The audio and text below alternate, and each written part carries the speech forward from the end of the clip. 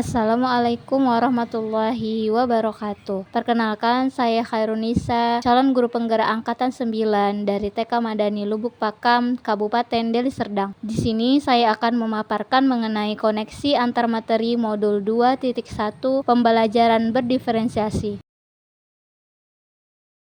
Apa itu pembelajaran berdiferensiasi?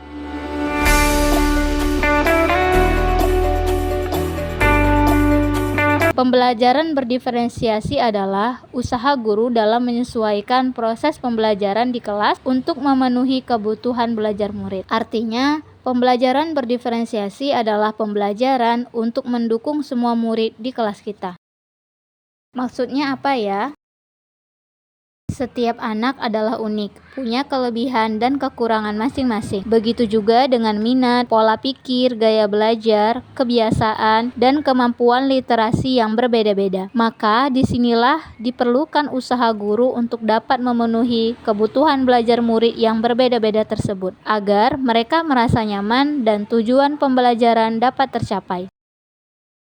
Lalu, bagaimana cara untuk dapat melakukan pembelajaran berdiferensiasi di kelas? Agar dapat melakukan pembelajaran berdiferensiasi, maka guru harus memahami tujuan pembelajaran, lalu mengetahui dan merespon kebutuhan belajar murid. Selanjutnya, menciptakan lingkungan belajar yang mengundang murid untuk belajar dan melakukan manajemen kelas yang efektif, dan terakhir melakukan penilaian berkelanjutan.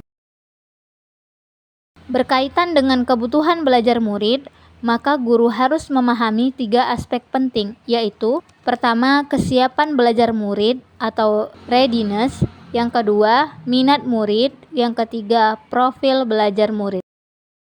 Kesiapan belajar murid mengharuskan guru untuk menilai pengetahuan awal dan menentukan apa yang telah murid ketahui dan di mana murid berada. Minat murid adalah satu motivator penting bagi murid untuk terlibat aktif dalam proses pembelajaran. Profil belajar murid yakni berkaitan dengan lingkungan, budaya, gaya belajar, dan kecerdasan majemuk. Kebutuhan belajar murid dapat diidentifikasi dengan cara pertama, mengamati perilaku murid, kedua, mengidentifikasi pengetahuan awal, ketiga, mereview dan melakukan refleksi terhadap praktik pengajaran, keempat, berbicara dengan guru murid sebelumnya, kelima, melihat rapot murid di kelas sebelumnya, dan yang terakhir, menggunakan berbagai penilaian formatif. Strategi untuk mendiferensiasi pembelajaran dilakukan dengan 3 cara, yaitu yang pertama, diferensiasi konten, kedua, diferensiasi proses, dan ketiga, diferensiasi produk. Guru dapat memilih salah satu atau kombinasi dari ketiganya. Diferensiasi konten berkaitan dengan apa yang kita ajarkan atau materinya. Yang kedua, diferensiasi proses, yaitu membedakan proses yang harus dijalani murid. Diferensiasi produk, yakni bukti yang menunjukkan apa yang murid telah pahami.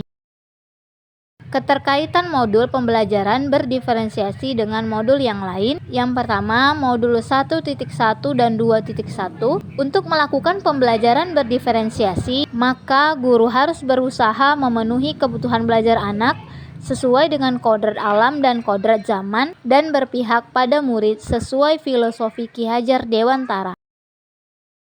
Lalu, modul 1.2 dan 2.1 dalam melakukan pembelajaran berdiferensiasi, seorang guru penggerak harus berpihak pada murid, reflektif, mandiri, kolaboratif, dan inovatif untuk menciptakan pembelajaran berdiferensiasi agar dapat memenuhi kebutuhan murid. Dengan demikian, seorang guru penggerak dapat mewujudkan kepemimpinan murid dengan menuntun murid merdeka belajar. Hal ini sesuai dengan nilai dan peran guru penggerak.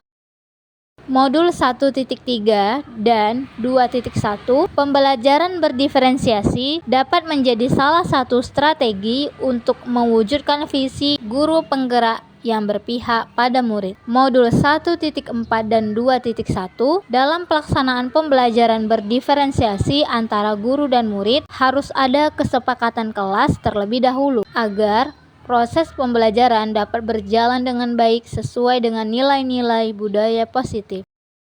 Demikian yang dapat saya sampaikan. Semoga bermanfaat. Salam dan bahagia. Wassalamualaikum warahmatullahi wabarakatuh.